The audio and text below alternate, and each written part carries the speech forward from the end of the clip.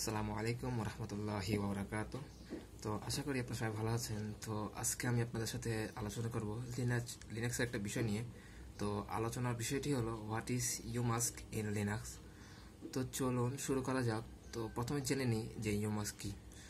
তো ইউমাস্ক হলো একটা কমান্ড যেটা সকল প্রকার ইউনিক্স লাইক যে সকল অপারেটিং সিস্টেমগুলো আছে সেগুলোতে মূলত ব্যবহার করা হয়। তো ইউমাস্ক মূলত কোনো একটা ফাইলের ডিফল্ট পারমিশন পরিবর্তন করার জন্যই ব্যবহার করা হয়। তো আপনি যখন প্রথম অবস্থাতে কোনো একটা ফাইল ক্রিয়েট করেন, তো সেই ফাইলের ডিফল্ট পারমিশন থেকে রিড রাইট রিড অর্থাৎ 644 যাকে বলা হয় পাবলিক কি।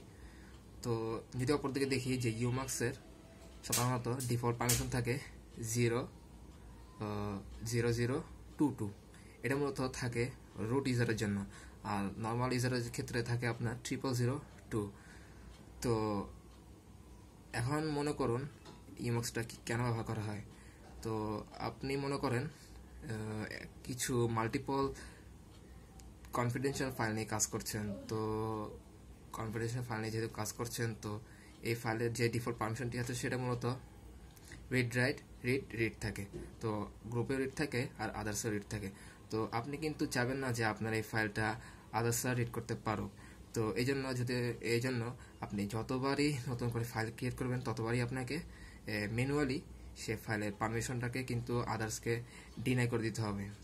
তো এটা কিন্তু একটা প্যারামূলক কাজ, যার বিপরীতেই মূলত ইউমাস্ক আসছে।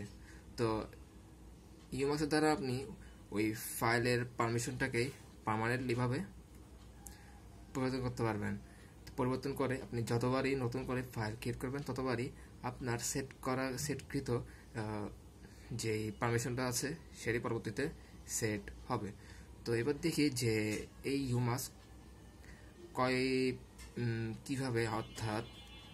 কয়ভাবে করা যায়। তো এই ইউমাক্স মূলত আপনার দুইভাবে করা যায়, একটা হলো নিউমেরিক্যাল ভিত্তিতে আর একটা হলো আপনার ওয়ার্ডের ভিত্তিতে। তো নিউমেরিকের তুলনায় আপনার ওয়ার্ডের ভিত্তিতে করাটা একটু তুলনামূলকভাবে সহজ, কিন্তু আপনি যখন প্র্যাকটিস চলে আসবে বা ইউজড হয়ে যাবেন তাহলে আপনার কাছেও নিউমেরিকটা একটু সহজ লাগবে। তো চলুন প্রথমে জেনে নিই যে নিউমেরিক ভিত্তিতে কীভাবে করা হয়। তো প্রথমে এটাকে আমাকে জানতে হবে যে ফোল্ডারের ডিফল্ট পারমিশন আর ফাইলের ডিফল্ট পারমিশন দুটোটা কিন্তু পারমিশন আলাদা আলাদা থাকে।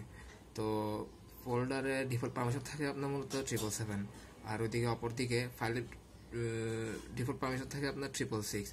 তো আপনি যখন ইউমাক্সে মনে করুন 0 দিলেন, এরপরে ইউজারকে দিলেন 2, আর ওপর দিকে গ্রুপকে দিলেন 3, আর ওপর দিকে আদার্সকে দিলেন 3। তো এখান থেকে যেহেতু 2 3 3 দিলেন, তো আপনার ওইদিকে মনে করুন ফাইল পারমিশন 666 দেওয়া, তো 6 থেকে কিন্তু এই 2 3 3 বাদ যাবে। তো এখান থেকে ইউজার থেকে 2 দিয়ে 6 বাদ দিলে কত হয় 4। তাহলে এখানে আপনার ইউজার পাশে আপনার রিড পারমিশন। এই পরবর্তীতে যদি 6কে 3 দিয়ে বিয়োগ করেন, মাইনাস করেন, তাহলে কত আসে 3। তাহলে গ্রুপ কি পেয়ে গেল রাইট অ্যান্ড এক্সিকিউট। আর অপরদিকে যদি আদার্সের দিকে দেখেন, তো আদার্সও পেয়ে গেল কি রাইট অ্যান্ড এক্সিকিউট। তো নিউমেরিক ভ্যালুটা ঠিক এভাবে কাজ করে থাকে। আর অপরদিকে যদি ওয়ার্ডের দিকে দেখেন, তো ওয়ার্ডের ভিত্তিতে ওয়ার্ড আপনার মূলত ইউমাক্স দিয়ে ইউজারকে যেই পারমিশন দিতে চান সেটা প্লাস দিয়ে রিড রাইট দিয়ে দিবেন, এরপরে গ্রুপকে যেটা দিতে চান প্লাস দিয়ে সেটা দিয়ে দিবেন, এরপরে আদার্সকে যেটা দিতে চান সেটা প্লাস দিয়ে দেবেন। তো তুলনামূলকভাবে বলেছিলাম যে নিউমেরিক থেকে এই ওয়ার্ডটা একটু সহজ। তো আজকে আমি যে বিষয়গুলো নিয়ে আলোচনা করেছি আশা করি সংক্ষিপ্তভাবে করেছি, আশা করি আপনারা জিনিসগুলো বুঝতে পেরেছেন। তো আজকের জন্য এতটুকুই, ধন্যবাদ।